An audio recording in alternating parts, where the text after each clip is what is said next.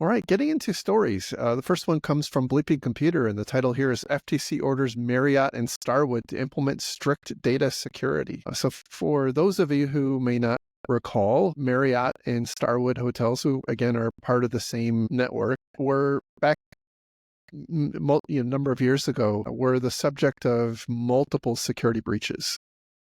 Back to back. I think there were three really high profile ones, but I think there were a couple of other smaller ones, including, by the way, one really egregious one, which was against their loyalty program. So you can bank your hotel stays and get a free reward or get free stays. Those, for a lot of people, ended up being stolen. So as part of their settlement, which I think they've paid tens of millions of dollars in fines already, but as part of their settlement, they have to implement a security program for at least the next 20 years, which is, by the way, a standard fare for the FTC. For those of you who don't know, for whatever reason, I don't know if there's some kind of statutory limitation that limits how long the FTC can do something, but 20 years is pretty much what they always do. That's about how long it takes to, make some real changes at a big company. Although they have to implement the changes we're going to describe within the next 180 days. So 6 months from December 20th, they have to have all this stuff up and running. That's aggressive for a big company. Yeah. Now, hopefully, I'm assuming, by the way, that they're not just starting today. I would assume a big company who's had a number of breaches has been making improvements for a while, and so they probably already have some things they can take credit for. But so the first thing they have to do is establish, implement, maintain a comprehensive information security program that encompasses encryption, access controls, multi-factor authentication, vulnerability management, and incident response plans. They must maintain policies to retain personal information only for as long as reasonably necessary, which, by the way, is becoming a common data privacy law requirement.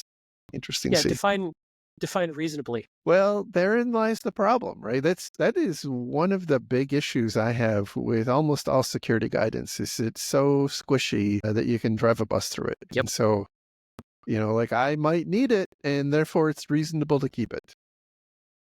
But obviously, that's not what they're going for here. They have to implement logging and monitoring of IT assets to detect anomalous activities and security events within 24 hours. I don't know. Within 24 hours just doesn't sit well with me for some reason. Did you go read the actual No, I did published not. article? Yeah, the actual published finding is sometimes these articles abstract a little too much, and the way I read it was that they need to investigate an alert within 24 hours. Okay. That makes sense. That makes much more sense. Okay. Thank you. See, look at that. You're prepared. Hey, look, don't get used to it. It's a Christmas miracle. All right. Conduct independent biennial assessments of their informational security program for 20 years and report to the FTC any identified gaps that are addressed. And that, by the way, is one of those uncomfortable things when you have to go and declare your problems to the government. They have to provide a method for U.S. consumers to review suspected unauthorized activity in their loyalty rewards accounts and restore those points in cases of a breach. Which you would like to think that was already there. Obvious. It's weird that they had to call that one out. But and then finally, inform the FTC within 10 days of any required notification to governmental entities about security breaches. And so I think the issue there is the FTC's they've basically put Marriott and Starwood on a short leash. And so anything that happens may be an indication that they've deviated from this set of required actions, which could subject them to further penalties. Yeah. It's interesting. I had a lot of thoughts reading this one. There's a lot here we could dive into, but in the interest of time, I'll just pull out a couple. I'm always curious when these cases come up, how many of these things were the security department wanting to already do and just weren't given the budget or the backing or the support to do it?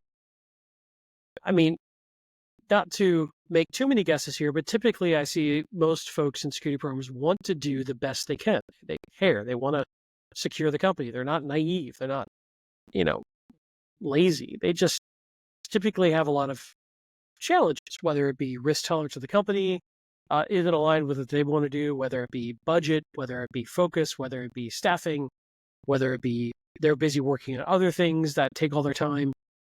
There's a lot of different things that go into this. So I do wonder, I would love to know, how much of the "I informed you thusly" was going on after this came out. It's tough to know. It is difficult. I think I can see, like, I can almost hear a discussion about how, like, their rewards program isn't subject to PCI. I don't know why. I can hear that echoing in my mind. Well, it's funny, and I don't know. I'm not an expert about these sort of reward programs, but I've bumped into these enough that there's sort of this weird pseudo currency equivalent thought process around some of these rewards programs that I think builds in some weird additional expectations, other than as I've seen from previous just watching these sorts of things and participating in many of them when I used to travel extensively and that sort of stuff. It's interesting how they sort of treat these as somewhat like they have actual value, like the fine print has a value per point. So I wonder if some of that comes into it. Perhaps. I think that there were, I suspect lots of people were harmed in the breaches that they had. And so I suspect there were some high expectations that the government would do something in response. And so I'm not surprised to see it. But I also suspect that, I don't know that I'm stumbling over my words, but I suspect that this was not an expected outcome for them. Like, I'm going to guess that there weren't a lot of expectations that the FTC was going to come after them because of problems with their rewards program. Yeah. And this is one of those examples where, like, you don't know when and where and how it's going to happen, but like getting that leash put on you is incredibly uncomfortable. And I think we're going to start seeing more of this. Look, I want to be clear that we're not judging anyone's personal habits, and what you do in your free time is Just remember not... to have a safe word. Just remember to have a safe word. That's right. All right. So I pulled out a couple of snippets from the findings directly, and I thought the language of how these were written was interesting. The first one was safeguard number 6, developing configuration standards to harden operating systems and network devices in Marriott corporate network segments and other non-property network segments against known threats and vulnerabilities. So here's the part I found really interesting. New operating system and network devices introduced to such segments shall not be approved for use in Marriott IT assets until they meet respondents' configuration standards. Oh, wow. So that gave a big stick to security. Like, you can't go live with something until we sign off on it. Some of these sound so highly specific that it leads me to wonder if this wasn't the product of, like, government agents interviewing people at their security program. Tell me what went wrong. Right. What would you like as your new power out of this? Right. Tell me what went wrong. Listen to the language in this text. This one's a little lengthy, so bear with me. Number 9, establishing, implementing, and maintaining vulnerability and patch management policies and procedures to maintain, keep updated, and support the software on Marriott IT assets containing personal information, using measures that take into consideration the impact a software update will have on Marriott IT assets, data security, Marriott's ongoing business, network, and operational needs, and the scope of the resources needed to be required to maintain, update, and support the software. There's a whole lot of caveats in there. It goes on. Marriott shall implement and maintain processes and procedures to schedule, install, update, and security patches onto the software in a timely manner. What's timely? That's always an interesting question. They require confirmation that any directives to apply patches or remediate vulnerabilities are received and completed, and that include timelines for addressing vulnerabilities that account for the severity and the exploitability of the risk implicated. So again, another big stick handed to security, which I'm wondering if they felt they were being ignored in their vulnerability management program asks to other departments. Yeah, it is also interesting they aren't prescriptive about time. Right. And there's a whole lot of take into account impact, amount of, this feels like a very carefully worded, negotiated finding that has a lot of wiggle room. Certainly sounds like it. Anyway, those are just two interesting ones I pulled out of. Really wonder how those conversations went. And to your point, was this something that they interviewed folks and said, what would you have done to avoid this? What could you have used in your toolbox? Or Right. in what mandate do you need to make sure this doesn't happen again? Either that or the FTC has some super smart people that were able to infer all of these things. But I think Occam's razor says that, like you've said, they probably knew what needed to be done, that they pulled out their laundry list, and now it's a matter of effectively regulation for them. FTC consent orders are not to be trifled with. No. I think you can get into some serious trouble if you don't pay attention, and even worse if you try to obstruct or obscure that you've not followed them. So for good or ill, the security team and the IT team now has a very strong mandate that really cannot be ignored for most of the organization if they want to survive.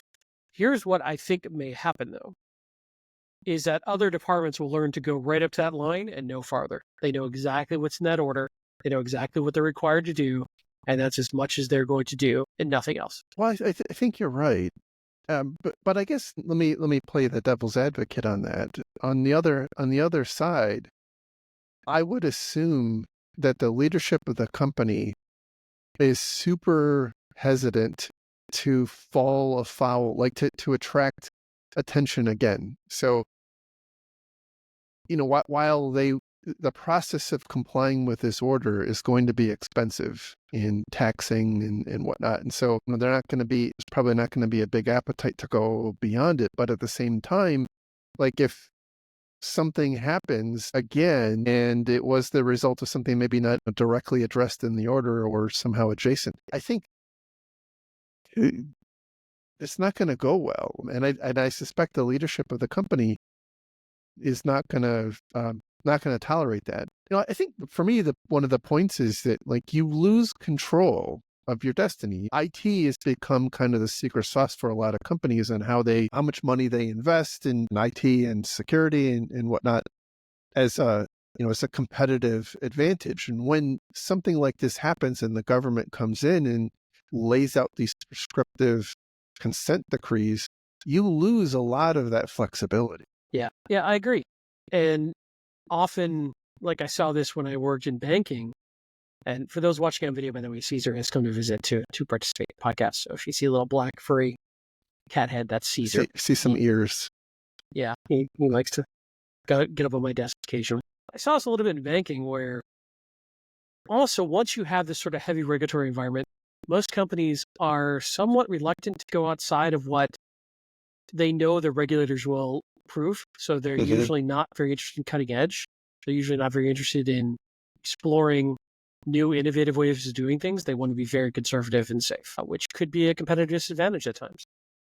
Yeah. Because you want to keep your regulators happy. And if you're doing something regulators don't understand, that's not always a good conversation to have either, because what they don't understand, they're usually skeptical of.